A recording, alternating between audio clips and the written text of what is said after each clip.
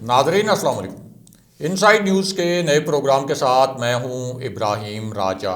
और आज हम बात करेंगे कि स्पीकर कौमी असम्बली असद कैसर के ख़िलाफ़ तहरीक अदम एतमाद की नाकामी का मामला क्या है, इस इशू पर फैसला कुन मोड़ कैसे आया, किसने आखिरी वक्त में बाजी उल्टाने की कोशिश की, इसी पूरी सूरत हाल में हुकूमत की जानिब से क्या हंगामी इकदाम उठाया गया। प्राइम मिनिस्टर इमरान खान को जब इस इशू के मुतल्लिक इतला मिली तो उन्होंने किस नोयत के हंगामी फैसले किए, अगले इंतखाबात के लिए कितनी इलेक्ट्रॉनिक वोटिंग मशीनें दरकार होंगी, इस हवाले से इलेक्शन कमीशन ने क्या ख़तरनाक फ़ैसला किया है, एक आला सतह की मीटिंग में 70 मिनट तक क्या कुछ होता रहा और एक अहम इजलास में एक ख़ास ग्रुप ने किस तरह से पूरा खेल ही उल्टा कर रख दिया। हमारे जिन दोस्तों ने अब तक हमारे चैनल को सब्सक्राइब नहीं किया उनसे हम कहेंगे कि हमारे चैनल को सब्सक्राइब कर लें ताकि उन्हें अहम मालूमात बर वक्त मिलती रहें। अब वापस आते हैं आज के मौजू पर, यानी स्पीकर कौमी असम्बली असद कैसर के ख़िलाफ़ तहरीक अदम एतमाद की नाकामी का मामला क्या है और आखिरी वक्त में एक ख़ास ग्रुप ने किस तरह से बाजी उल्टा कर रख दी। तो सबसे पहले आपको बताते हैं कि एक अहम तरीन इजलास में क्या हुआ, क्योंकि ये जो इजलास था इसको भी एक फ़ैसला कुन इजलास करार दिया जा रहा था और इस इजलास में जीत और हार इंतहाई अहमियत की हामिल थी। इसीलिए बहुत से हलकों ने ये कहा कि ये जो ताज़ा तरीन इजलास है असल में ये एक फ़ैसला कुन इजलास बन जाएगा। और ये इजलास कोई पार्लियामेंट का मुश्तरका इजलास नहीं था, ना ही ये कौमी असम्बली का इजलास था, बल्कि ये इजलास था सेनेट का,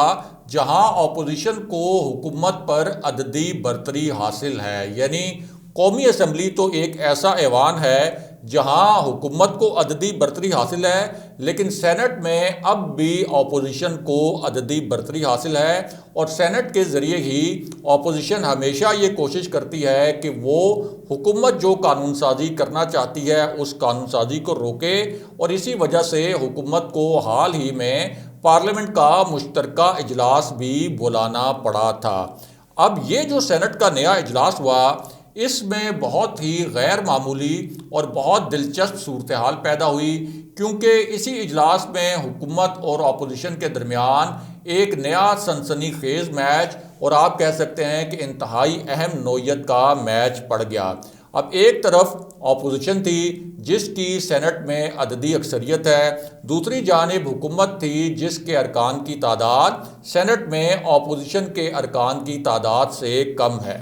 अब इसी पूरी सूरत हाल में हुकूमत ने सेनेट में एक ऐसा बिल पेश करना था जिसे अपोजिशन हर सूरत में और हर कीमत पर रोकना चाहती थी और पूरी अपोजिशन का ये फैसला था, यानी ना सिर्फ पीडीएम का बल्कि पीपल्स पार्टी का भी, आप कह सकते हैं कि शहबाज शरीफ का भी, बिलावल भुट्टो का भी और पूरी अपोजिशन के जमातों के जो लीडर्स हैं उनका फ़ैसला ये था कि इस बिल को किसी भी सूरत मंजूर नहीं होने दिया जाएगा और पूरा जोर लगाया जाएगा कि किसी भी तरीके से इस बिल को रोका जाए। और ये जो बिल था ये बिल था नैब तरमीमी ऑर्डिनेंस का और कोई भी तवक्को ये नहीं कर रहा था कि ये बिल हुकूमत सेनेट से, वो सेनेट जहां हुकूमत की अददी अक्सरियत है, अददी अक्सरियत नहीं है, वहां से ये बिल मंजूर करवाने में कामयाब हो जाएगी। लेकिन हुआ क्या, यानी हुकूमत के पास अददी अक्सरियत भी नहीं है, अपोजिशन के पास सेनेट में अददी अक्सरियत है, लेकिन उसके बावजूद ये नैब तरमीमी ऑर्डिनेंस के ऊपर जो बिल था ये हुकूमत ने मंजूर करवा लिया, क्योंकि अपोजिशन के कई अरकान उस वक्त सेनेट से गैर हाजिर थे और ऊपर से जो दिलावर खान ग्रुप है इसने हुकूमत की हमायत करते हुए नैब तरमीमी ऑर्डिनेंस पर भी हुकूमत का साथ दिया और यूं एक इंतहाई अहमियत का जो हामिल बिल था इस पर हुकूमत ने सेनेट में जहां अपोजिशन की अददी अक्सरियत थी वहां अपोजिशन को शिकस्त दे दी। लेकिन बात यहां रुकी नहीं, क्योंकि इसके बाद हुकूमत ने सहाफ़ियों के तहफ़्फ़ुज़ का बिल भी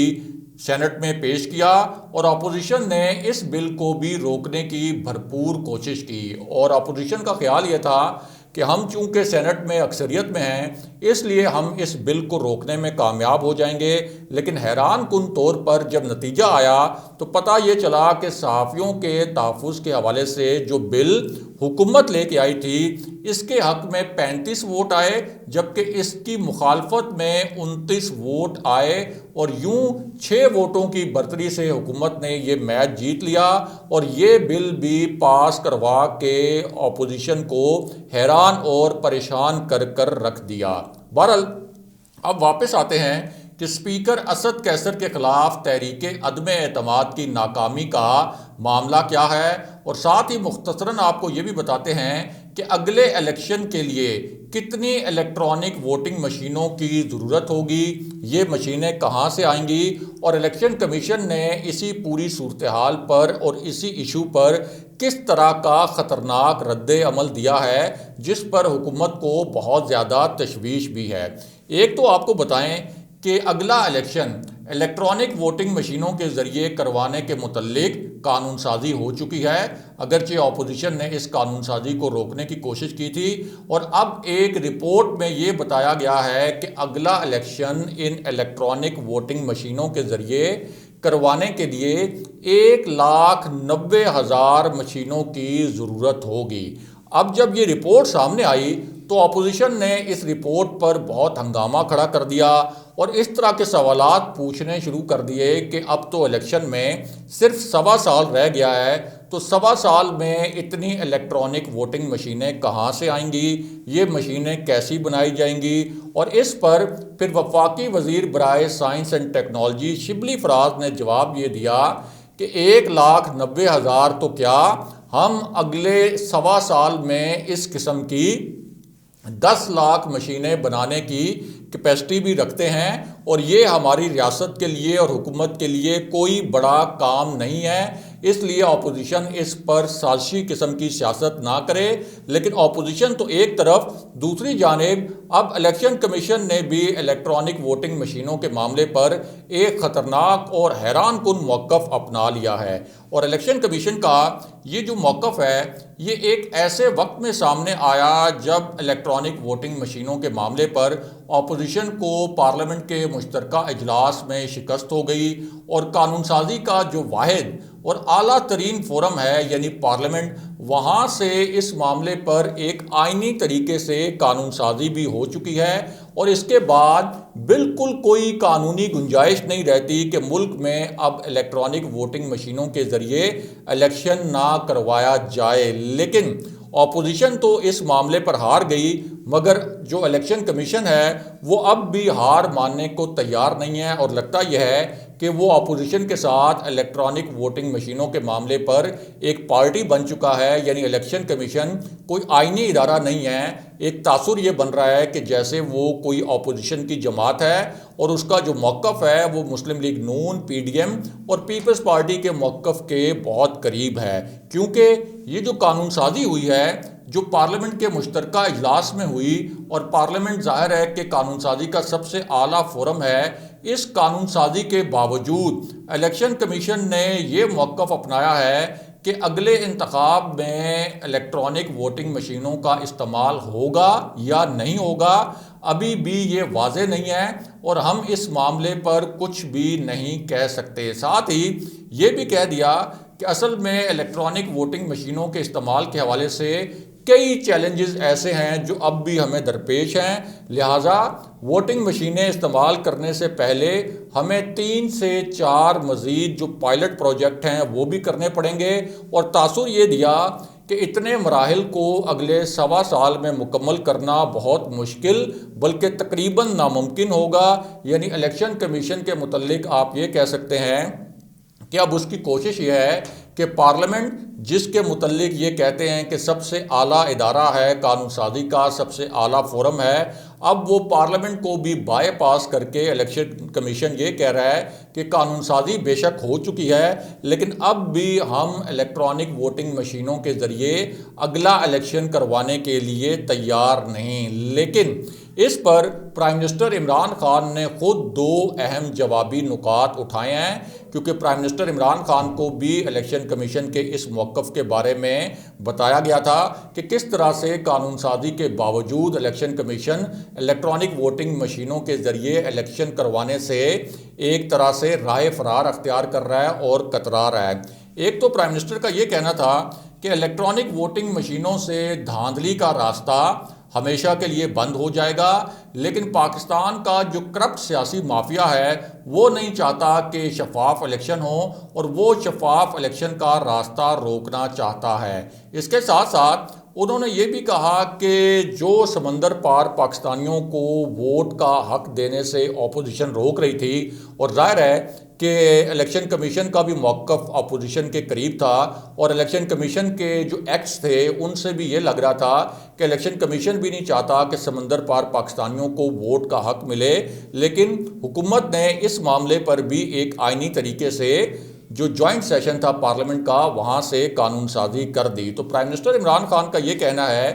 کہ یہ جو ہمارے اوورسیز پاکستانی ہیں اور جو ہمارے سمندر پار پاکستانی ہیں، یہ سالانہ 30 ارب ڈالر پاکستان بھیجتے ہیں۔ بیرون ملک مقیم کوئی 90 لاکھ جو پاکستانی ہیں ان کو ووٹ کا حق ملے گا جو ہم نے نئی قانون سازی کی ہے، اور ان اوورسیز پاکستانیز کے جو پیسے ہیں، جو ہمیں یہ زر مبادلہ بھیجتے ہیں، جو ڈالرز بھیجتے ہیں، جو ہمیں ریال بھیجتے ہیں، جو درہم بھیجتے ہیں، ان کے جو پیسے ہیں وہ تو ہمیں بہت اچھے لگتے ہیں، ان کے پیسوں سے ہماری معیشت چلتی ہے، لیکن جو ہماری اپوزیشن ہے اور اپوزیشن کے ساتھ ساتھ جو کچھ دیگر حلقے ہیں، یہ ان کو ووٹ کا حق دینے کے لیے، یعنی سمندر پار پاکستانیوں کو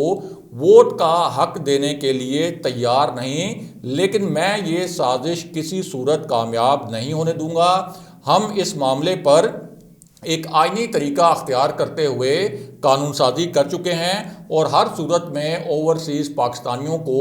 ووٹ دینے کا حق بھی دلائیں گے۔ بہرحال اب واپس آتے ہیں کہ اسپیکر قومی اسمبلی اسد قیصر کے خلاف تحریک عدم اعتماد کا ایشو کیا ہے۔ تو معاملہ یہ ہے کہ ایک ایسے وقت میں جب اپوزیشن کو پارلیمنٹ کے مشترکہ اجلاس میں شکست فاش ہوئی، شہباز شریف اور بلاول بھٹو نے کوشش کی کہ اسپیکر قومی اسمبلی پر دباؤ ڈالا جائے۔ پہلے ان سے ریکویسٹ کی گئی، جب ریکویسٹ کامیاب نہیں ہوئی تو پھر یہ کوشش کی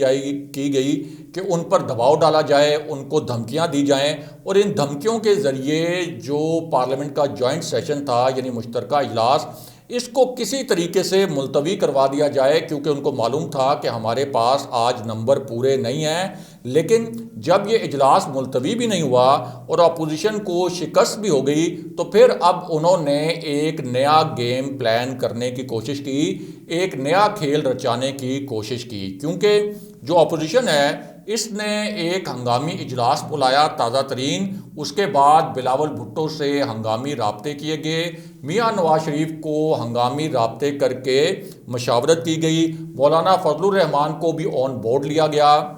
ان کے سامنے بھی کچھ تجاویز رکھی گئیں، اور پلان یہ بنایا گیا کہ اسد قیصر نے چونکہ ہماری یہ ریکویسٹ نہیں مانی اور ہم نے جو دھمکیاں دیں ان دھمکیوں اور دباؤ کے باوجود انہوں نے پارلیمنٹ کا مشترکہ اجلاس جو ہے وہ ملتوی نہیں کیا، اس لیے اسد قیصر کے خلاف اب تحریک عدم اعتماد لائی جائے تاکہ انہیں سبق سکھایا جائے کہ اپوزیشن نے جو ان سے کہا تھا کہ یہ جوائنٹ سیشن ملتوی کریں، وہ جوائنٹ سیشن ملتوی نہ کرنے کا کیا انجام ہو سکتا ہے۔ اب اس کے بعد جو پیپلز پارٹی ہے، پیپلز پارٹی نے اپنی طرف سے بڑا زور لگایا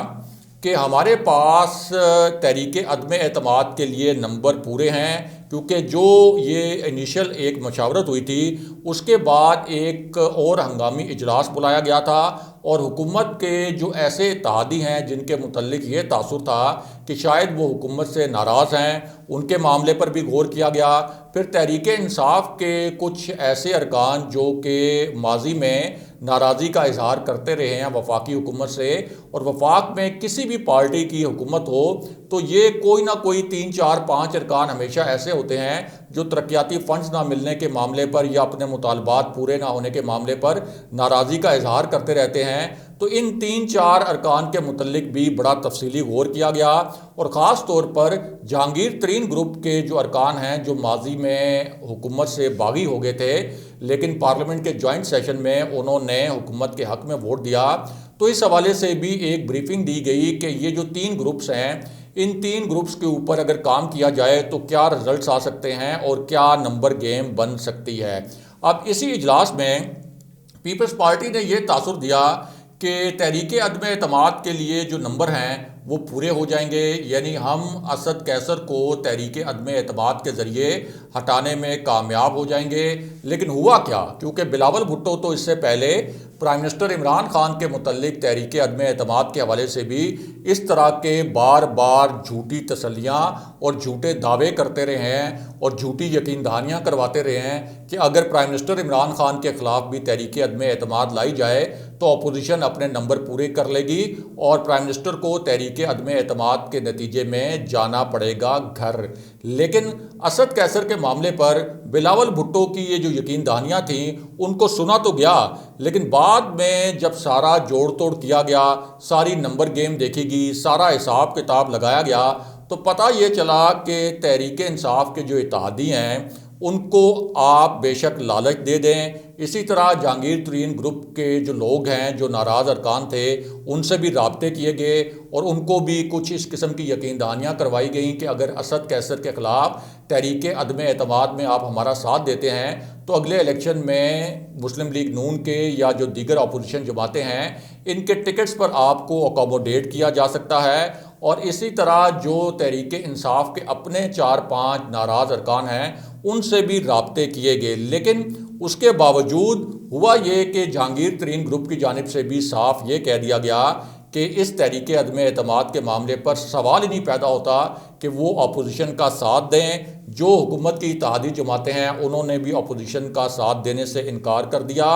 اور پھر جو پورا ایک آپ کہہ سکتے ہیں کہ نمبر گیم کا حساب کتاب کرنے کے بعد فیصلہ یہ ہوا کہ جس طرح سے پارلیمنٹ کے مشترکہ اجلاس میں ہمیں شکست فاش ہو گئی تھی، اگر ہم یہ تحریک عدم اعتماد لے کے آئے تو اس میں بھی ہمیں تحریک